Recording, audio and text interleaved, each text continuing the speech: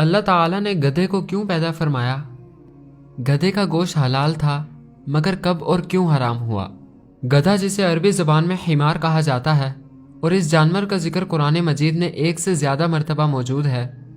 یہ ایک ایسا جانور ہے جو چوپایوں میں سے گھوڑے کی نسل سے تعلق رکھتا ہے۔ یہ جانور جس کو مال اور دوسرے امور کے لیے استعمال کیا جاتا ہے۔ اللہ رب العزت نے کائنات کی ہر ایک چیز کو انسان کے لیے تخلیق فرمایا اور انسان کو فقط اپنی عبادت کے لیے تخلیق فرمایا۔ اللہ نے انسان کو اشرف المخلوقات بنایا ہے اور انسان کو یہ شرف عطا فرمایا ہے کہ ہر ایک چیز انسان کے تابع کر دی ہے، اور اللہ تعالیٰ کی گدھے کی تخلیق فرمانے میں بھی یہی حکمت پوشیدہ ہے تاکہ انسان اس سے کام لے سکے اور اس پر سواری کر سکے۔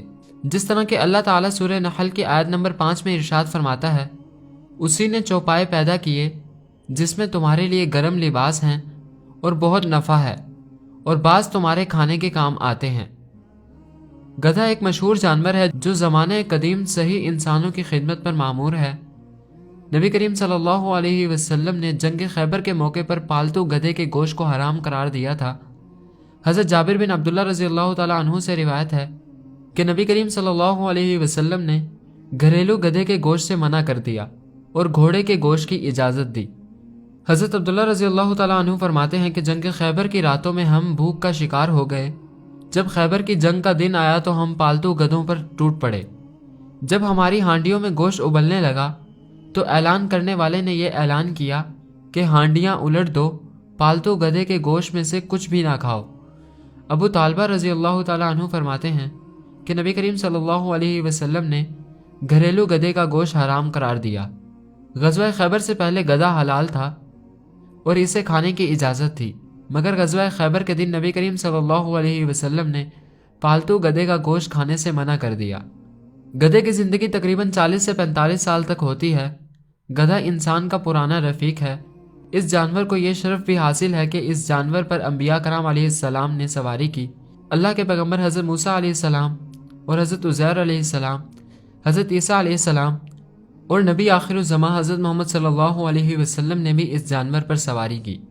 حضرت ابو ہریرہ رضی اللہ تعالیٰ عنہ فرماتے ہیں کہ نبی کریم صلی اللہ علیہ وسلم نے فرمایا، جب تم گدھے کی آواز سنو تو اللہ تعالیٰ کی پناہ طلب کرو، کیونکہ گدھا شیطان کو دیکھ کر چلاتا ہے۔ نبی کریم صلی اللہ علیہ وسلم نے مختلف گدھوں پر سواری کی ہے۔ ایک عفیر جو کہ مکاوکس نے آپ صلی اللہ علیہ وسلم کو تحفے میں بھیجا، دوسرا کافور تھا۔ کافور نامی گدھا آپ صلی اللہ علیہ وسلم کو خیبر میں ملا تھا۔ اس نے بارگاہ رسالت میں عرض کی کہ یا رسول اللہ، میرا نام یزید بن شہاب ہے اور میرے باپ داداؤں میں سے 60 ایسے گدھے گزرے ہیں جن پر نبیوں نے سواری فرمائی ہے۔ آپ بھی اللہ کے نبی ہیں، لہٰذا میری تمنا ہے کہ آپ کے بعد دوسرا کوئی میری پشت پر نہ بیٹھے۔ یافور کی یہ تمنا اس طرح پوری ہوئی کہ وصال اقدس کے بعد یافور شدت غم سے نڈال ہو کر ایک کنویں میں گر پڑا اور فوراً ہی فوت ہو گیا۔ یہ بھی روایت ہے کہ سرکار مدینہ صلی اللہ علیہ وسلم یافور کو بھیجا کرتے تھے کہ فلاں صحابی کو بلا کر لاؤ، تو یہ گدھا جاتا اور صحابی کے دروازے کو پکڑ کر کھٹکھٹاتا، تو وہ صحابی یافور کو دیکھ کر سمجھ جاتا کہ نبی کریم صلی اللہ علیہ وسلم نے مجھے بلایا ہے۔ وہ فوراً ہی یافور کے ساتھ دربار نبی میں حاضر ہو جایا کرتے تھے۔ اللہ کے پیغمبر حضرت عیسیٰ علیہ السلام کے حوالے سے کتاب ابتلاء الاخبار میں یہ واقعہ لکھا ہوا ہے کہ ایک دن حضرت عیسیٰ علیہ السلام کی ملاقات ابلیس سے ہوئی۔ ابلیس 5 گدھوں کو جن پر بوجھ لدا ہوا تھا ہانکے ہوئے لے جا رہا تھا۔ حضرت عیسیٰ علیہ السلام نے پوچھا کہ یہ کیا لیے جا رہے ہو؟ ابلیس نے کہا کہ یہ مال تجارت ہے، اس کے لیے خریداروں کی تلاش میں جا رہا ہوں۔ حضرت عیسیٰ علیہ السلام نے فرمایا کہ مال تجارت میں کون کون سی چیزیں ہیں؟ ابلیس نے کہا کہ اس میں ظلم ہے جسے میں بادشاہوں کو فروخت کروں گا۔ ابلیس نے کہا کہ اس مال تجارت میں دوسری چیز قبر ہے۔ حضرت عیسیٰ علیہ السلام کے پوچھنے پر اس نے بتایا کہ سوداگر اور جوہری اس کے خریدار ہیں۔